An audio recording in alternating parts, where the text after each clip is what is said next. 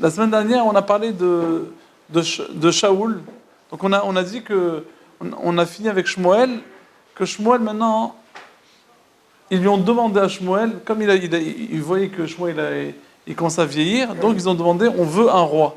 Mais pas un roi, on veut un roi comme les Goïms, comme les autres nations. C'est ça le problème.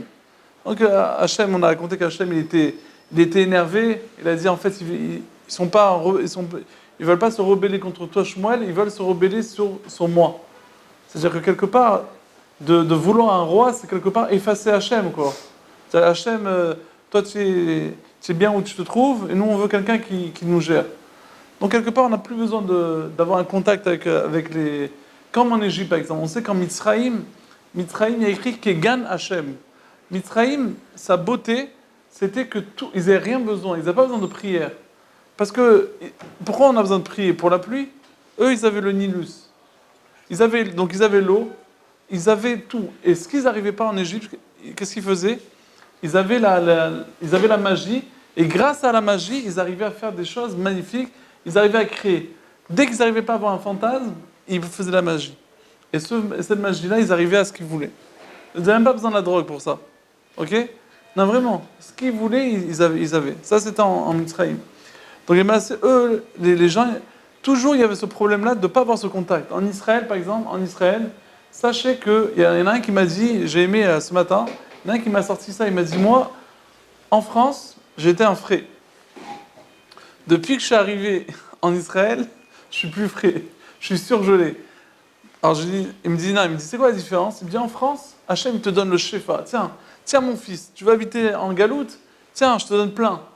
Mais genre, je m'occupe plus de toi, genre. Vas-y, tiens, tu as des millions, vas-y, amuse-toi avec les millions que tu as, gère ce que tu as envie, mais quelque part, Hachem, il est plus avec lui, il se débrouille tout seul. En Israël, chaque sou que tu as, c'est grâce à la prière. Ce que tu as prié, tu reçois. Tu le sens, quoi. Si tu n'as pas prié le matin, tu te prends une banane. Non, vraiment. On le voit, ça, on le vit actuellement. Bémet. En Israël, c'est la prière. On a besoin de pluie, même pour pouvoir manger, on a besoin de prier. Pourquoi? Parce que si on a la sécheresse, il n'y a plus rien en Israël. C'est pas comme l'Égypte. Donc Israël, c'est quelque chose on est soumis à Hachem, quelque part. Et puisqu'on est soumis à Hachem, donc c'est-à-dire que notre contact envers Hachem, il est 100 fois plus proche que ceux de France. Le mec, il y a un Ramban comme ça qui dit que tous les mitzvot qu'on fait en France, quelque part, c'est un stage pour Israël, quoi. Les mitzvot qu'on fait en Israël, c'est quelque chose de très précieux. Donc, je reviens, Shaoul, donc Shmuel, il a choisi Shaoul, comme je pense qu'on l'a dit la semaine dernière, on a parlé de ça. Donc, ils ont choisi Shaoul. Shmuel, il rassemble tout le peuple juif. Voilà, vous avez demandé un roi, tenez un roi. Ouais, bon, au début, il les avait avertis. Vous voulez un roi, mais vous allez le payer cher. Chaque fois, vous allez payer. Donc, il a dit, voilà, le roi, il est là, on va vous le présenter. Ils appellent au micro Shaoul, personne ne répond. Ils demandent au Rim Vetumim où il est Shaoul, bien sûr, il s'était caché, il était tellement modeste, il s'est caché, ils l'ont sorti, un beau gosse comme ça, ouais, et il arrive, et il dit, voilà, c'est lui le roi. Bien sûr, chaque fois qu'il y a un groupe, il y a toujours les grognons, ceux qui ne sont pas contents, ouais, ceux qui grognent toujours, comme dans les synagogues. Il y a les gens qui sont toujours de bonne humeur, et il y a toujours les râleurs. Chaque chose, ils attendent l'occasion pour râler sur le rabbin, sur le chazan, sur la communauté. Ils ne supportent pas. Ils sont toujours là en mode râlerie. Donc, les râleurs, ils ont dit, c'est qui ce type-là qui nous a mis? C'est qui il ne sait même pas gérer, tu vois la tête qu'il a? Et après, la semaine prochaine, on expliquera, je vais expliquer comment c'est possible que le premier roi qu'on a nommé, c'était de Binyamin. Logiquement, la royauté, comme on va voir dans la paracha, c'est Yehuda. Donc ça, on a dit qu'on va parler, c'est un shiur complet, magnifique. Pourquoi Bémet, on a besoin de passer par Yosef Yosef et Binyamin avant Yehuda. Mais dès que ça commence à Yehuda, après le fil ne se perd plus. Donc, Shaoul il dit aux gens, ne vous inquiétez pas, on sait qu'il y a des râleurs, on va faire une petite guerre là, ils vont comprendre qui je suis. Et voilà qu'il y avait un roi il s'appelait Nachash, comme le serpent, Nachash, il était du peuple de Hamon, il embêtait les gens de Gilad, il leur avait dit, voilà, on va faire un pacte, je ne sais pas si vous l'avez dit la semaine dernière, il leur a dit comme ça, regardez, les Juifs, ils ont vu que ces gens-là de Hamon, ce Nachash a été très fort, ils sont écrasés, ils ont dit, regarde, on est prêt à être ton serviteur, juste laisse-nous tranquille. Dans ce Nachash-là, il était riche, il était fort, il avait tout ce qu'il voulait, il n'avait pas besoin des Juifs. Et si vous voulez vous joindre à nous, je veux que tous les gens du quartier, tous les gens de la ville, on lui crève un œil. Un œil. Ils ne savaient pas quoi faire, quoi. Ils n'avaient pas le choix. Ou bien se faire tuer, ou bien un œil. Qu'est-ce que tu préfères? Lo allez-nous. Il n'y avait pas d'érudits avant que pour nous défendre, tu vois. Mais ce que je dis, c'est que, donc un œil. Qu'est-ce qu'ils font? Ils envoient des lettres dans tout Israël. Est-ce que vous êtes prêts à combattre? Parce que c'est où ça où on est obligé d'accepter la condition. Shaoul, il entend ça, il dit, il envoie dans tout Israël, il envoie des morceaux de bêtes. Il a dit, celui qui n'écoute pas à ce que je dis de venir faire la guerre, tous ces troupeaux, ils seront coupés en morceaux. Donc les Juifs, ils vont, ils les combattent, ils les gagnent, bien sûr. Et voilà que Shaoul, enfin, il prend sa place. Même les râleurs, ils reconnaissent que c'est Shaoul qui vient. Ça, c'est le début. Shaoul, il continue maintenant. Shaoul, c'est pas fini. Il a besoin de combattre maintenant les Pélishtim. Donc il commence à combattre les Pélishtim. Mais pourquoi les Pélishtim, ils détestaient le peuple juif? Pourquoi? Déjà parce que c'était des Juifs, mais deuxièmement, ils détestaient parce que Jonathan, c'est le fils de Shaoul. On va le voir après que Jonathan, c'est le gros copain de David Ameller. Ce Jonathan, qu'est-ce qu'il a fait? Jonathan, il arrive comme ça, et il a tué un chef de Pélishtim. Sans rien demander, il n'a pas demandé au Rivutumim, de lui-même, il y en a un qui lui a pris la tête, il l'a tué, mais personne ne lui a demandé de le tuer. Donc ça fait une grosse embrouille. Dès qu'ils ont entendu ça, les Pélishtim, ils ont dit, c'est l'occasion pour encore les défoncer, ces Juifs-là, on va les défoncer une fois pour toutes, et on va finir. Donc maintenant, les Pélishtim, ils arrivent, ils ont 30 000 commandos, plus 6 000 chars. C'est-à-dire, ils avaient une ils étaient armés jusqu'aux dents. Par contre, les Juifs, ils n'avaient même pas une épée, ils avaient. Pourquoi? Parce que c'était interdit de faire passer de tout ce qui est métal et tout ça en Pélishtim. C'était interdit. C'est comme nous, on n'a pas le droit de passer la bombe atomique. Israël, elle regarde dès que les villes d'à côté, ils essayent de s'armer, ok? Israël, de suite, elle s'occupe de les désarmer.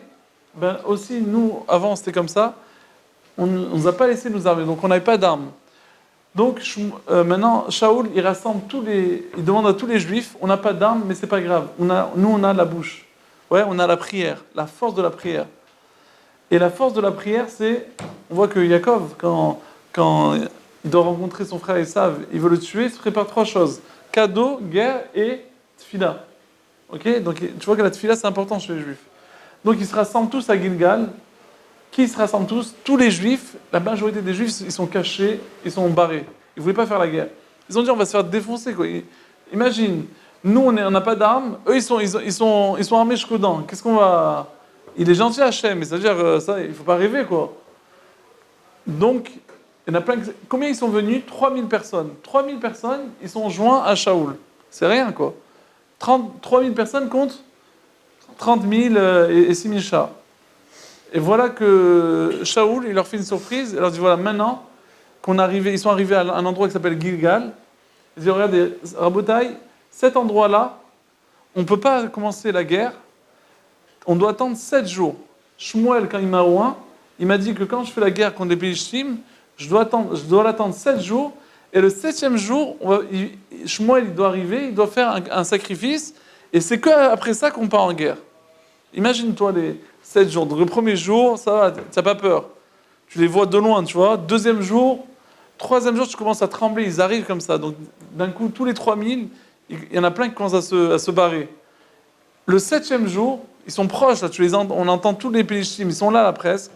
Et nous, on n'a pas armé, eux, ils sont armés. Ouais, ils ont des chars, ils ont des lances et tout ça. Le 7e jour, Shaoul, il ne sait plus quoi faire. Tous les gens, ils s'éparpillent. Il lui reste que 600 personnes des 3000. Tous, ils sont barrés, ils sont taillés. ok? Il reste 600 000. Qu'est-ce qu'on fait maintenant? Shaoul, il dit, regarde, on est le 7e jour, j'ai attendu le 7e jour, Shmuel, il n'est pas là. Amenez-moi un sacrifice, et c'est moi qui vais l'approcher le korban. Donc il lui amène le sacrifice, il approche le korban, parce qu'il avait peur, Shaoul, il a raison. Il dit, attends, si maintenant tout le monde part, qu'est-ce qu'on fait? On se barre? Je ne vais pas combattre tout seul. Qu'est-ce qui se passe maintenant? Il approche le korban. 5 minutes après qu'il a approché le korban, qui arrive? Shmuel. Il dit, qu'est-ce que tu as fait comme bêtise encore? Et je dis, quelle bêtise? Et je dis, qu'est-ce que je t'avais dit? Le 7e jour, j'arriverai pour faire le sacrifice. T'as pas attendu encore. C'était une épreuve pour toi de voir est-ce que tu allais écouter, même dans des moments super, super durs, est-ce que tu allais écouter le Hachem et le Navi. Donc c'est moi. Comme tu n'as pas écouté, déjà, première punition, c'était prévu que toi et toute ta descendance soient des rois, ça y est, c'est fini. Après toi, c'est fini. Déjà, le pauvre, Shaoul, avant la guerre, il sait que sa descendance, elle est plus roi. Écoute, juste pour une petite bêtise.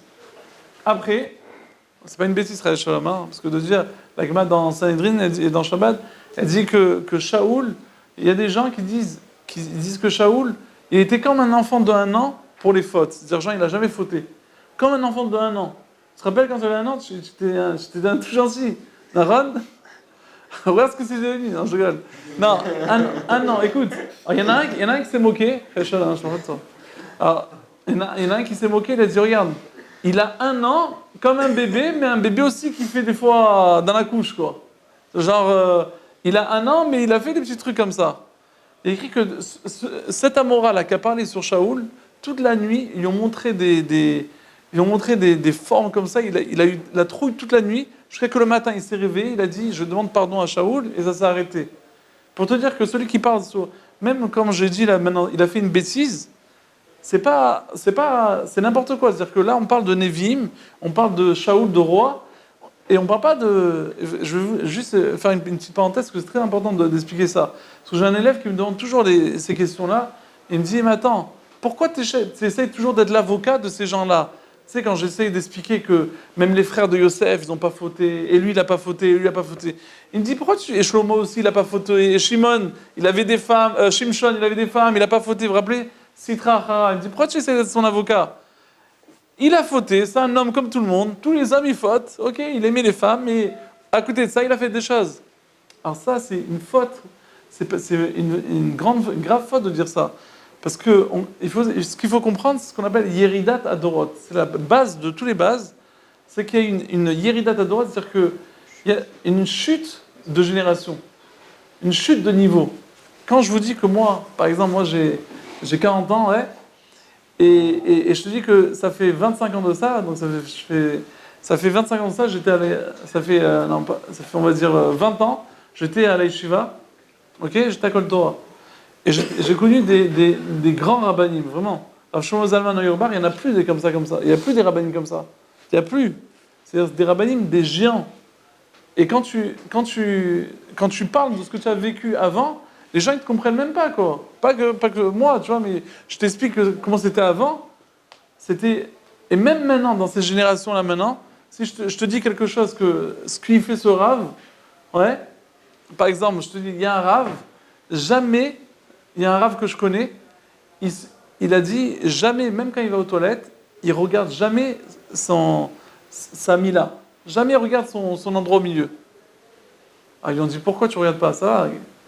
Il dit, regarde, dans la Gemara, on voit que Rabbi Antoninos, la Gemara dans Avodah Zarah, elle raconte que Rabbi Antoninos, Rabbi c'était celui qui a fait la Mishnah, Rabbi Yehuda Nasi, et il avait sa charouta, c'était un grand roi qui s'appelait Antoninos.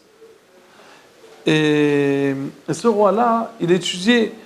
Il n'avait pas le droit, c'était un goy, c'était un non-juif, donc il n'avait pas le droit en tant que roi d'aller étudier avec un rabbin. Qu'est-ce qu'il a fait? Il a fait un souterrain depuis le château, depuis son palais jusqu'à la maison de Rébi. Et comme il avait toujours besoin d'être accompagné par des gardes-corps, à l'aller il tuait un et au retour il tuait un autre. Comme ça, personne ne savait où il allait, qu'il y avait un souterrain. Et voilà que ce Rébi-là, ils étudiaient ensemble et tout, vraiment. Un jour, il a décidé, selon juif, de se convertir. Ouais, il s'est converti.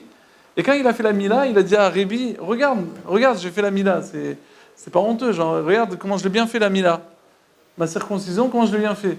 Rébi, il a dit, mais tu te moques de moi? Moi, j'ai jamais vu la mienne, j'aurais de la tienne. Non, pour te dire. Alors, alors ce rave là maintenant, dans notre génération, il regarde pas son endroit. C'est-à-dire que toujours il met un papier ou il met un drap pour pas regarder sa mila. Tu vas me dire, mais qu'est-ce qu'il y a? On voit, il a dit, il y a un al-shir. Le al-shir, il explique que dans la parasha de Noach, il y a écrit que les enfants de Noach, il y en a un, Shem, Ham, Veyafet. Ham, il a vu son père tout nu. Il a rigolé, il a dit vite à ses deux frères. Ses deux frères, qu'est-ce qu'ils ont fait? Ils ont pris un drap, ils ont marché à reculons. Ils ont dit, pourquoi tu fais shra, tu marches à reculons? Marche en avant et tu fermes les yeux, mabaya. Il dit, le al-shir, un grand chidouche. Il dit que même en fermant les yeux, des fois, tes yeux, ils voient. Même si toi, tu vois pas, mais tes yeux, ils voient. C'est un grand chidouche. Dire que bon, on n'est pas à ces dargas là, et nous, on parle. Mais eux, même ça, même la vision de leur propre corps, ils font attention à ça. Vous allez me dire, mais lui, c'est un... Tu vois, j'ai parlé à un autre Avraire qui est aussi bon dans l'imoud.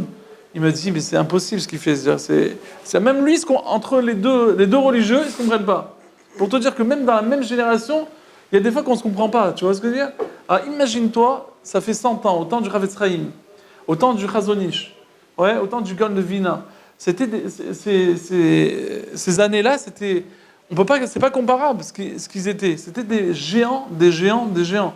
Ils faisaient des choses qu'on ne peut pas comprendre. Même leur niveau, on voit par exemple dans la Gemara, un Amora, il ne peut pas discuter sur un Tana. Ok? Le Tana, c'est au temps de la Mishnah, et Tanaïm. Et après, dans le temps de la Gemara, du Talmud, c'est quoi? C'est des Amoraïm. Maintenant, des fois, la Gemara dit l'Ima qui est Tané, peut-être qu'on va dire que c'est Amoraïm. Ce qu'ils ont dit, c'était déjà une discussion que les Tanaïm ont discuté. Et alors, je t'embête. Ils ont déjà discuté. Et l'autre, il dit, moi, je discute sur lui. Ouais. Ou bien des fois, on dit, la Mora, comment tu peux discuter? Mais ce Tana, il dit le contraire, il n'y a pas de preuve. Et alors, moi, j'ai étudié la Sugia, et je discute sur ce Tana. Non. Parce que la différence de génération, on voit le Rajba, par exemple, même 100 ans avant, il parle du riz, dans le Tosfot, là, quand il parle de Tosfot, le Rajba, c'est un Rishon, et le Tosfot, c'est un Rishon, il dit Ri ora kacha, je ne peux pas discuter sur lui. Pour te dire que chaque fois qu'il y a une chute de génération, il y a une baisse une baisse. Il y a que le corps, c'est comme dans le corps. Il y a un moment où la génération, on était dans le cerveau, après c'est descendu au cœur, après au foie, et maintenant on se trouve dans le talon. On est dans le talon. Le talon, c'est pas sensible, bien que c'est sensible, ouais, le talon. Mais c'est-à-dire que le talon, c'est tout en bas par rapport à la tête. C'est le plus bas, le talon. On se trouve dans le talon le Mashiach, il arrive au doto.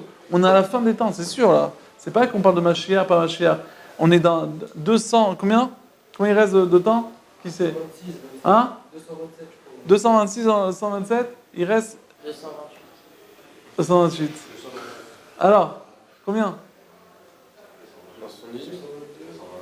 122. Alors, 222. C'est-à-dire que le Mashiach, il peut venir... Le Mashiach, il peut venir à chaque instant. Il peut venir à chaque instant. Mais il a un temps limite. C'est-à-dire que s'il ne vient pas, le temps... Hachem, il écrit dans Avodah Zarah, au début d'Avodah Zarah, il écrit que Hachem, quand il a créé le monde, il a créé le monde pour 6000 ans. Toujours c'est 6, et la 7e année, c'est Shabbatique. Donc le monde, il est maximum... On est à 6000 ans de temps. Ok? Il n'y a pas plus. Donc là, maintenant, on arrive à la fin des temps, c'est sûr. On est dans les temps messianiques, ça c'est écrit. Parce qu'il y a 2 ans de néant, 2000 ans de néant, 2000 ans de Torah et 2000 ans de temps messianique. Donc on est dans les temps messianiques, ça y est, on est là, on est à la fin.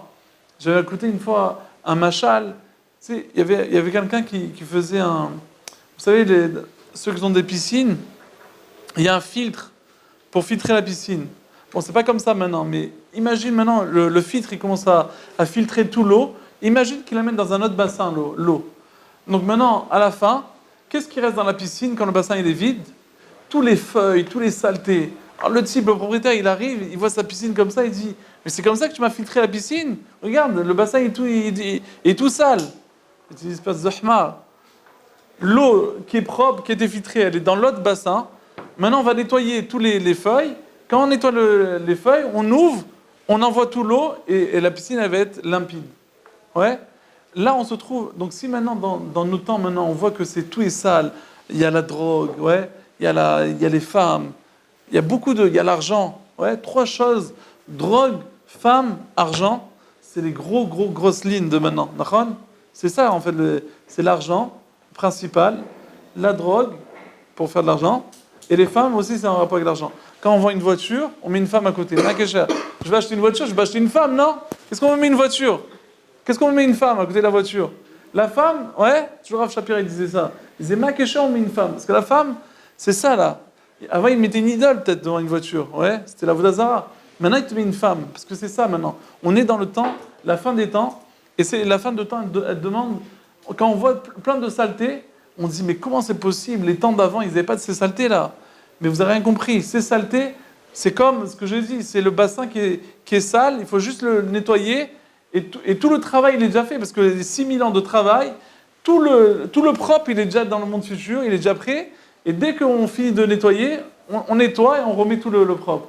Donc en fait, quelque part, les saletés qu'on voit maintenant, c'est tous les déchets, tous les saletés qu'on a, en fait, c'est un peu tous les 6000 ans qu'on prend chez nous, quoi. Ouais. C'est comme par exemple une personne, elle fait un balai, elle balaye chez lui à la maison, et il y a un tas de saleté à la maison. Donc, quand il balaye de tous les coins, après il laisse un petit tas comme ça, et après il prend la pelle et jette à la poubelle. Vous savez balayer? Vous avez déjà balayé? Une personne qui arrive et il voit ce tas-là de saleté, qu'est-ce qu'il dit? Il dit, bah, regarde, tu m'as pas balayé, c'est tout sale.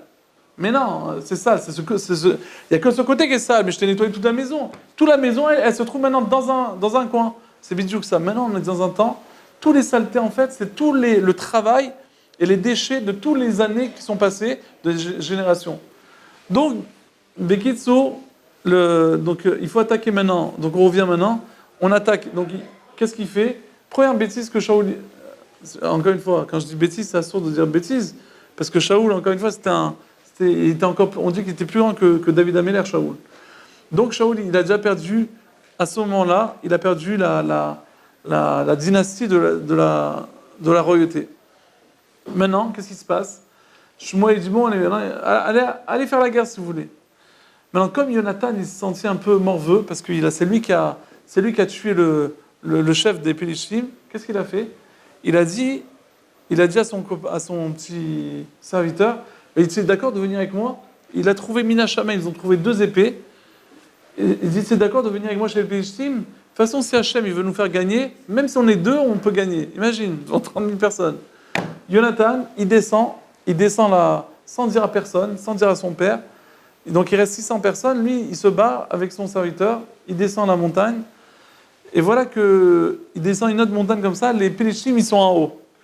Ok? Et il se fait voir, il dit à son serviteur avant, voilà le code. S'ils vont dire, on descend vers eux, ça veut dire qu'on est mort. Hachem, il veut tuer le peuple juif. S'ils nous demandent à nous de monter vers eux, ça veut dire que c'est bon, c'est un signe qu'on a gagné. Donc ils descendent comme ça les deux personnes. Il y avait un groupe de 20 personnes, de 20 d'un côté, de 20 Pélishtim. C'était bien un commando de 20 comme ça. Et ils entendent, ils ont dit, venez vers nous. Venez les feuges, venez vers nous. Alors dessus, Jonathan était content, il dit ça, c'est un signe qu'on va gagner.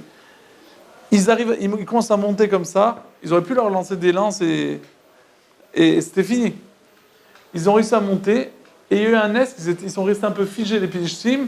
Ils ont tué les 20 comme ça, d'un coup, tac, tac, tac, tac, ils ont tué 20 personnes. Quand les Pélishtim, ils ont vu ça, que 2 personnes, ils arrivent à tuer 20, ils ont commencé à stresser, ils ont commencé un peu à se sauver de partout, balagan, ils sont entretués tout le monde, ouais, ils sont entretués. Quand maintenant Shaoul, il entend le balagan, imagine le balagan, il n'était pas loin. Shaoul, il dit, c'est qui du camp qui s'est sauvé? Ils ont commencé à chercher, ils ont remarqué que c'était Jonathan qui était parti. Ils ont compris que c'était Jonathan qui était allé faire la guerre. Du coup, tous les gens de Shaoul, 600 personnes, ils sont allés, ils ont commencé à tuer les gens. Et maintenant, Shaoul, il a dit, voilà, je fais un serment que c'est interdit de manger, de goûter quoi que ce soit, parce qu'il y avait des roseaux de miel et de sucre, c'est interdit interdit de manger tant qu'on n'a pas fini la guerre. Et celui qui mange, il mourra. Maintenant, Jonathan, qui n'était pas là dans le groupe, il n'a pas entendu ça. Jonathan, son fils. Lui, il a goûté. Il a goûté, il a mangé, et ça lui a donné de la force d'ailleurs. Et du coup, Shaoul, il commence à tuer et tout. Après, Shaoul, il questionne, par Urim et Tumim, il faut encore attaquer, il faut encore tuer les Pélichtim. D'un coup, Hachem, il répond plus. Il n'y a plus de répondant. Il comprend qu'il y a, il y a une embrouille. Il comprend qu'il y a quelqu'un qui a péché. Il fait un tirage au sort pour voir c'est qui a fauté. Après, il restait que Jonathan et Shaoul. Il a dit, même si c'est mon fils, Jonathan, je le tuerai. Parce qu'il a transgressé mon... J'ai fait un vœu et j'ai fait un serment que celui qui allait manger, avant qu'on ait fini la guerre, on le tue. S'il a mangé, tant pis, je le tue. Et c'est tombé sur Jonathan, c'est Jonathan qui a mangé. Donc, c'est à cause de ça que Hachem ne l'écoutait plus, parce que quelque part, il y a quelqu'un qui a transgressé le serment. Donc, Shaoul, il voulait tuer son propre fils. Tous les Israéliens ont dit, mais tu peux pas faire ça, c'est grâce à lui qu'on a gagné la guerre, c'est lui qui a fait tout ça. On va amener un sacrifice pour le racheter. Et voilà ce qu'ils ont fait. Et après, du coup, Shaoul, tout s'est passé bien, ils ont continué la guerre, ils ont tué tous les Bélichtim. Enfin, ils ont pas tous, mais ils ont tué une bonne partie. Et c'était une guerre réussie de Shaoul et de Jonathan. Ok? Ça, c'est la guerre qui s'est bien passée. Juste, je continue, et après, je rajoute des chidushim,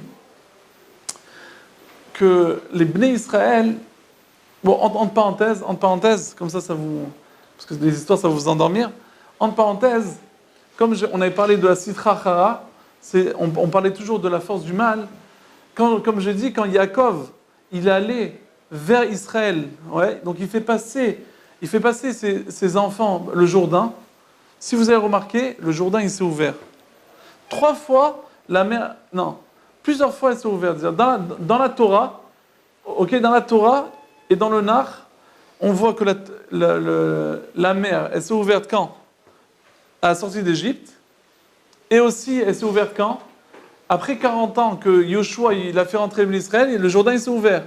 Mais avant tout ça, elle s'est ouverte chez Yaakov. Parce que Maaseh Avot Siman Ebanim. Yaakov, il est obligé de tout tracer avant. Tous les patriarches, ils ont tracé tout ce qui allait se passer dans le futur. Lui, descendu en Égypte, Yitzhak, il va creuser 3 puits. 2 puits, il va se faire remballer. Le 3e, il reste. Premier Bédamikdash, 2e Bédamikdash, 3e. Tout, ils ont tracé, les patriarches, tout le tracé de tout ce qu'on va vivre jusqu'à la fin des temps. D'ailleurs, la paracha Vayishlach, le Ramban, comme je dis, il dit que si tu veux regarder comment combattre les ennemis, il faut regarder cette paracha-là, elle est remplie de secrets. Donc, Yaakov, il fait traverser tous ses enfants, et il revient. Pourquoi il revient? Parce qu'il a oublié des pachim tanim, des petites cruches. Alors, l'agma dans le Vakama, il dit, les petites cruches, ça va, frérot? Qu'est-ce qu'il y a? Azma, c'est des petites cruches. Qu'est-ce qu'il y a? C'est quoi les cruches? Ça coûte combien des cruches? 5 €? T'as jamais jeté 5 € dans ta vie? Combien de fois t'as jeté 5 €? Ok, des fois on achète des trucs, après on les balance, on n'a plus les nerfs, on les balance. Pourquoi Yaakov, c'est important? De là, l'agma, elle apprend dans Kama, il dit Chaviv mamonam chez Israël, Chaviv mamonam chez Tzadikim, yotam igufam. L'argent des Tzadikim, elle est plus chère que leur corps. Alors le Chavetz Chaim, il dit, comment on peut croire? Alors lui, de suite, il va rigoler, il va dire, ouais, les rabbins, ils adorent l'argent. Non. Et il écrit dans la Gemara que les rabbins, ils préfèrent leur argent que leur corps. Alors vous allez dire, ouais, c'est vrai, les rabbins, ils aiment l'argent. Alors, Chaz Shalom, regardez comment le Chavetz Chaim, il explique ça. Il explique, Chaz Shalom, de dire que les rabbins, imagine, vous allez chez Rav Chaim Kanievski ou Rav Steinman, ça arrive avec 200 millions de dollars. Tu lui fais un chèque de 200 millions de dollars, il ne va pas te sourire plus qu'à moi. Parce que pour lui, il n'a rien à faire de l'argent. Si tu lui donnes une fois, je suis allé chez Raphaël Kanievski, ouais, et je voulais acheter le sefer de son père, du Stapler, le Keilot Yaakov. Alors j'ai fait un chèque. Ils me disent, chez nous, on ne reçoit pas de chèque. Raphaël Kanievski, il n'a pas de compte en banque. Il y a tellement de problèmes de ribit, c'est-à-dire, il y a tellement de problèmes d'intérêt. Ouais, parce que tu sais, quand tu es en découvert, tout ça, il rentre pas non, pas parce qu'il veut du cash, parce que il veut pas rentrer dans ces histoires-là. Tu entends? Toujours, tu entends, Raphaël, il veut pas rentrer dans ces embrouilles-là. Il n'y a pas de cash, il n'y a pas de chèque, rien. Alors moi, j'avais pas de cash, du coup, j'ai pas pu l'acheter. Pour te dire que comment ils font attention. Et Raphaël Kanievski, vraiment, vraiment, vraiment, tu peux demander à tous les grands riches, parce que tous les grands riches, ils passent par Raphaël Kanievski. Il n'y en a pas un juifs qui passent pas. Les plus riches du monde, ils passent par les grands rabbinim, bien sûr, ouais, ils ont besoin des grands rabbinim, ils ont de conseils, tout ça. Et tu lui donnes un chèque, il dit ok, c'est là, alors, grâce à ça, je vais aider des yeshivot, mais il va rien prendre. Sa maison est toujours la même, elle n'a pas bougé, son coussin, c'est toujours le même coussin, il n'a pas jamais changé. C'est-à-dire que l'argent, chez les vrais, ouais. Alors tu vas me dire, pourquoi les rabbinim, des fois, ils viennent faire du kavod, ils vont jusqu'au Mexique. Là, il y a 2 rabbinim qui sont allés jusqu'au Mexique pour aller au mariage du 10 plus gros riches du Mexique. C'est normal, c'est à Karatatov. Si ce riche-là, c'est grâce à lui que tous les yeshivot, ils donnent des tonnes pour tenir les yeshivot, c'est normal que quand il marie sa fille, on va lui faire kavod de venir à son mariage. C'est normal, c'est pas parce qu'on fait comme on dit, on fait la lèche. Ouais, c'est pas shoot. Pas shoot, c'est un minimum. Donc le Chafetz Chaim, il dit comme ça, en 2 mots. Le Chafetz Chaim, il dit, je voulais pas dire ça, mais c'était en parenthèse. Le Chafetz Chaim, il raconte une histoire. On raconte une fois que le Chafetz Chaim, il avait beaucoup de sfarim, plein de livres. Il adorait les livres. Et une fois, il y a un rave qui cherchait un livre super rare. Il vient chez le Chafetz Chaim, il lui dit, il vient à 2h du matin comme ça, il tape, il dit, excusez-moi, je cherche ce livre rare, est-ce que vous l'avez? Alors le Chafetz Chaim, il dit, je pense que je l'ai. Il va et il lui ramène le livre. Et quand il lui ramène le livre, le Chafetz Chaim, il pleure. Il dit, excusez-moi, Rav, je sais que je vous ai dérangé et tout, ça vous dérange de me le prêter? Vous préférez pas me le prêter et tout? Le Chafetz Chaim, il dit, non, je pleure pas pour ça. Il dit, pourquoi? Il dit, je pleure parce que ce livre-là, je l'ai. Mais comment on fait pour avoir un livre? Il faut l'acheter. Pour l'acheter, il faut de l'argent. Pour l'argent, il faut travailler. Pour travailler, il faut fermer la Gemara. Donc le calcul, il est simple. C'est-à-dire que si maintenant j'ai ce livre, c'est sur le compte de mon étude. Si je n'avais pas acheté ce livre, j'aurais étudié encore plus. Donc chaque livre en fait que j'ai, c'est sur le compte sur le compte de quoi? De ma Torah. Donc il a dit, on dit d'après ça, Zavshat.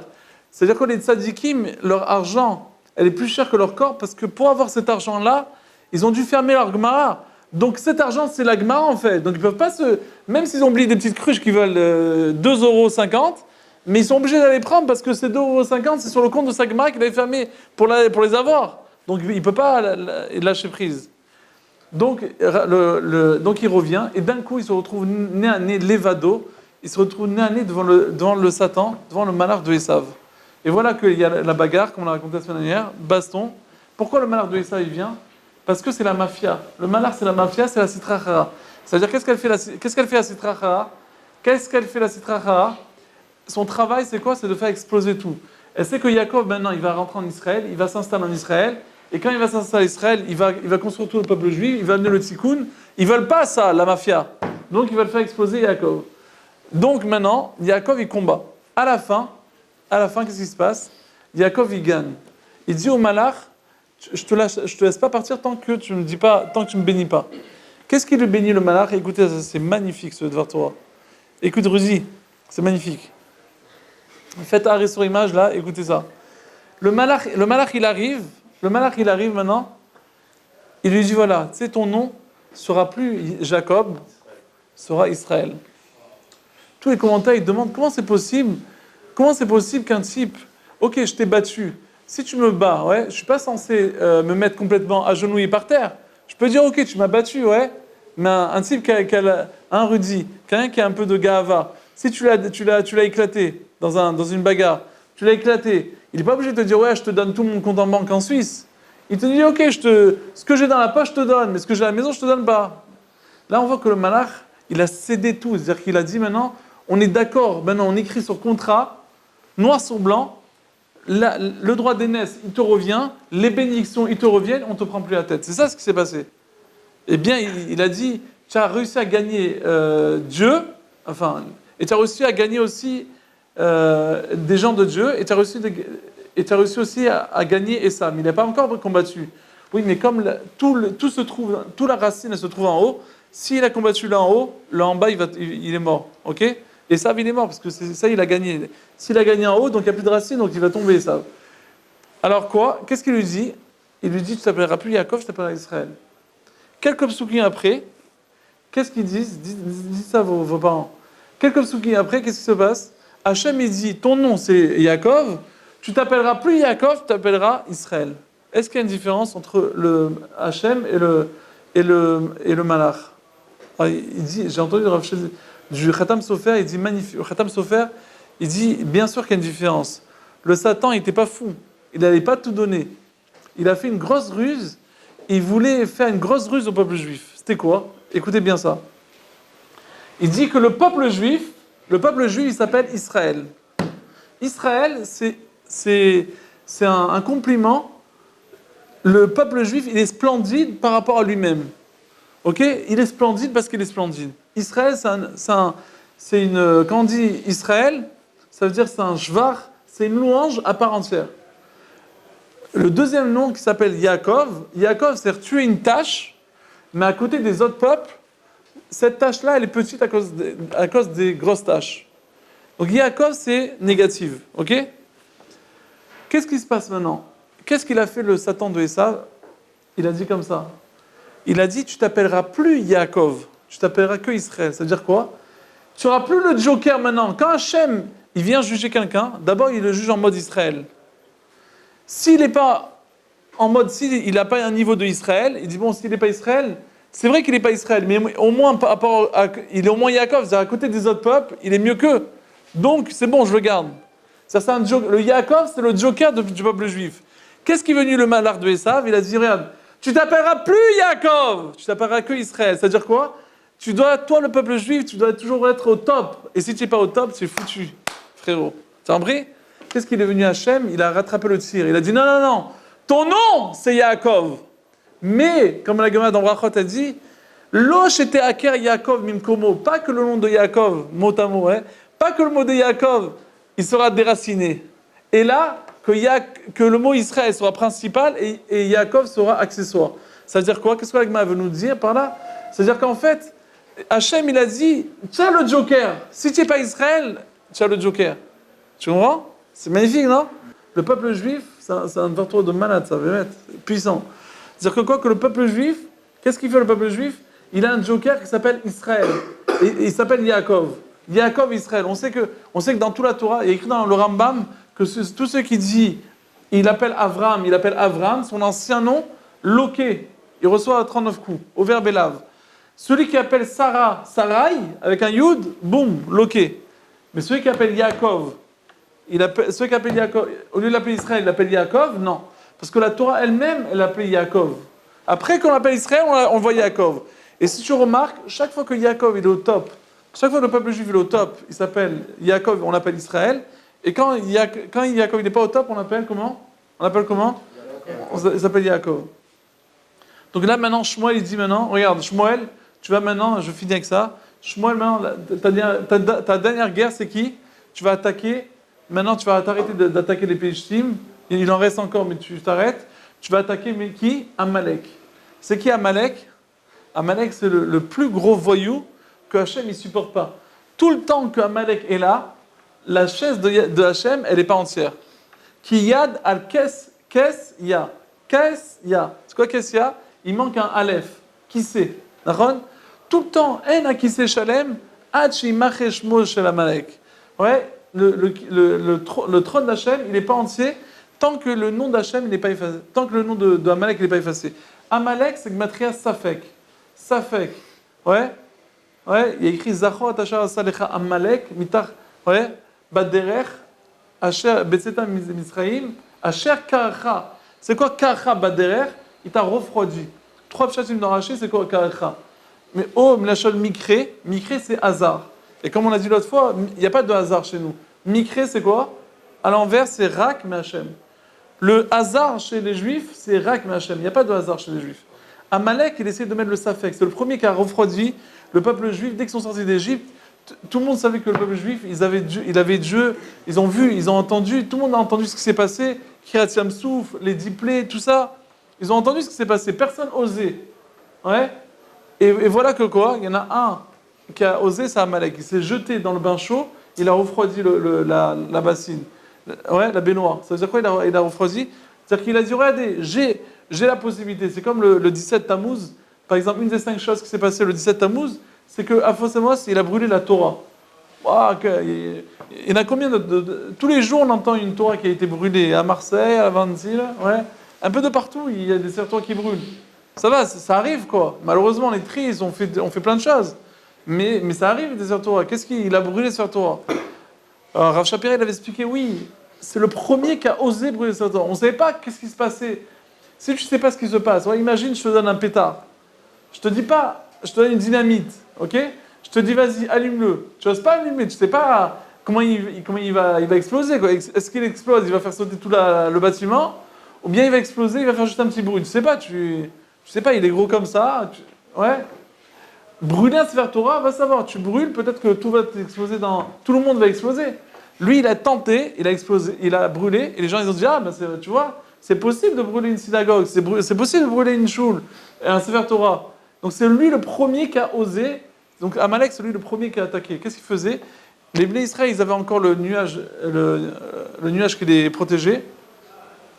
Et il appelait genre Reuven, Shimon, il sortait. Dès qu'il sortait, un juif, il sortait, il l'abattait comme ça. Donc ils ont fait une guerre. Moshe Rabbeinu, il a fait la guerre avec ce Amalek-là. Et là, maintenant, Hachem, il dit voilà. Il dit à Shaoul, tu es là, et il faut finir avec Amalek. Ça y est, peut-être que toi, tu vas remettre le kissé d'Hachem. Il dit à Amalek, il faut exterminer tout Amalek. Qu'est-ce qu'il fait? Écoutez, c'est magnifique. Il dit, regarde, Shmuel, il dit à Shaoul, il y a un peuple qui s'appelle Amalek, il faut descendre les hommes, les femmes, les enfants et le bétail. Il ne faut rien laisser. Pas une trace. Ok? C'est compris? Donc Shaoul, il rassemble tous les juifs, ils vont à l'attaque. Ils font la bagarre, et pendant la bagarre, Shaoul, il a fait une bêtise, il a eu pitié de qui? Du roi d'Amalek qui s'appelait Agag. Il a eu pitié de lui, il n'a pas tué. Il a tué tout le monde, sauf lui, et il a gardé quelques bétails pour faire des corbanotes, les Shem Shamaim pour Hachem. Shmuel, après la guerre, il dit alors, c'est bien passé la guerre? Il dit ouais, top et tout. Je dis mais c'est quoi ce bruit là que j'entends, d'écho là, le bruit d'animal que j'entends là dehors? Ah, c'est quelques animaux qu'on n'a pas tués. Quoi? Tu n'as pas tué, mais je t'avais dit de tuer. Qu'est-ce que tu fabriques? Et quoi? Et le roi d'Agag aussi, tu l'as pas tué? Non, mais il est en prison, tu peux le tuer quand tu veux, c'est bon, c'est pas un problème. J'ai dit si on voulait approcher des corbanotes, des sacrifices, alors quoi, tu crois qu'Hachem il va recevoir des sacrifices de Amalek? Tu crois que c'est. Je sais pas, je dis maximum, t'es pas content, on le tue. C'est quoi le problème? Maintenant, Shmuel il arrive devant Agag, il prend le roi d'Agag, il dit regarde, t'as laissé plein de femmes veuves et plein de mères sans leurs enfants. Il a pris une lance, il a abattu dans tout le monde. Ok, il a dit maintenant toi tu vas mourir. Il a dit Timche el Zecher Amalek. Maintenant le problème, c'est quoi le problème? Vous allez me dire, qu'est-ce qu'il lui a dit Shmuel? Écoute, Shmuel il lui a dit écoute, là tu as fait une grosse bêtise. Hachem est super énervé sur toi. Et maintenant, il voudrait, je ne sais pas ce qu'il voudrait. Il a commencé à se retourner, à sortir Shmuel. Shaoul, il l'a attrapé par sa redingote, et sa redingote, sans faire exprès, s'est déchirée. Shmuel lui a dit, regarde, c'est le Sina, mon habit s'est déchiré, ça veut dire que ta royauté elle est déchirée, ça y est. Même toi, avant, jusqu'à maintenant, c'était des enfants, ils ne vont plus être rois, maintenant, toi, ta royauté elle est finie, ça y est. Il y a quelqu'un d'autre qui va te remplacer. À ce moment-là, il a perdu. Vous allez me dire, ouais, mais ça va, qu'est-ce qu'il y a? Ils l'ont tué un jour après. Makara, je vous ai expliqué Makara, vidéo caméra cachée. Shaoul, il a mis le roi Agag en prison, ok? Donc le roi d'Amalek, il l'a mis en prison. La petite jeune femme servante, elle allait lui servir de l'eau, et c'était pas que de l'eau qu'elle lui a servi. Et voilà que le lendemain, qu'est-ce qui s'est passé? Elle est tombée enceinte. Et voilà que maintenant Agag, il est mort un jour. Mais il a laissé quoi? Sa trace. Que cette femme-là, elle va tomber enceinte. Et Amalek continue. Donc il n'est pas effacé. Tu entends? Kol amerachem al-arzarim, sofo litarzer al-arachmanim. C'est-à-dire que tous ceux qui ont pitié à des gens qu'il ne faut pas avoir pitié, après à la fin, ça va se retourner contre lui. Ça veut dire quoi? C'est-à-dire que Shaoul, tu vas me dire c'est rien. Non, c'est pas rien. C'est comme par exemple Shimon et Lévi. Shimon et Lévi et Yaakov. Quand Dina elle s'est fait violer, ok, elle s'est fait violer par Shrem. Shrem il a violé comme ça. Yaakov il arrive, il est énervé, mais il fait rien, il réagit pas. Shimon et Lévi ils arrivent, ils sont super énervés, ils ont dit Kinavala Asab et Israël, ils arrivent, ils tuent toute la ville de Shrem. Imaginez-vous combien de personnes ils ont tué. Ils ont tué une tonne de gens. Ils ont fait la mila à tout le monde et ils ont fracassé tout le monde. C'est quoi la différence? Pourquoi Shimon et Lévi, ils tuent tout le monde et Yaakov, il ne réagit pas comme ça? La différence, c'est que c'est ça la différence entre les jeunes et les vieux. Et on dit plusieurs fois Binyan Neharim Stira, Stira Zekenim Binyan. La construction des jeunes, c'est la destruction. La destruction des vieux, c'est une construction. Les jeunes, ils bougent comme ça, ils veulent toujours rapide, tac, tac. Ouais, on veut gagner de l'argent vite, on veut faire tout vite, tout vite. Ouais, on veut tout vite. Shimon et Yaakov, il a réfléchi, attends, avant de les buter, 2 secondes, on réfléchit. Il faut réfléchir. C'est quoi? Ouais, imagine Israël maintenant, chaque fois qu'il recevait un scud, ouais, il défonçait directement. Qu'est-ce qui se passerait? Ça va être la guerre mondiale. Qu'est-ce qu'ils font? D'abord, on réfléchit. Qu'est-ce qu'on fait? On réfléchit, on s'arrête et on réfléchit. Qu'est-ce qui se passe? Si maintenant on va attaquer, est-ce que c'est bien pour nous? Qu'est-ce qu'ils vont dire les autres peuples sur nous? Qu'est-ce qu'elle va dire l'Amérique? Qu'est-ce qu'elle va dire la Russie? On réfléchit. Et Yaakov dit peut-être que c'est pas bien de faire ce que vous allez faire. On est des Juifs, ouais, tout le monde va parler de nous si on fait ça. Shimon et Lévi, ils ont dit on n'a rien à faire, on défonce tout. Et Hachem, Yaakov, il les a beaucoup dans tous les brachot, dans Vayechi et tout ça. Chaque fois à la fin de la Torah, on va voir, Zot Bracha, on va reparler de Yaakov, il parle de ça, il n'est pas content de ce qu'ils ont fait Shimon et Lévi. Vous été trop rapide. Ouais. Et donc, tout ça pour dire qu'il faut faire que Shaoul, il aurait dû, là dans ce cas-là, il aurait dû réagir à la seconde. Ouais. C'est-à-dire que des fois, même une journée, nous on pense que c'est rien. Ouais, ça, aujourd'hui, j'ai pas mis les filles. Va savoir, c'est quoi aujourd'hui? Peut-être qu'aujourd'hui c'est ton dernier jour. Peut-être qu'aujourd'hui, je sais pas moi. Peut-être qu'aujourd'hui Hachem, il attendait à ta tefila, il attendait. Chaque jour, on ne peut pas savoir ce qui se passe. Zayesod chez le roi de Shaoul, et c'est la fin de Shaoul, et là on va commencer David Améler. Quand David Améler, maintenant, il va commencer à prendre place au temps de Shaoul, et après Shaoul, Bezrat Hashem la semaine prochaine.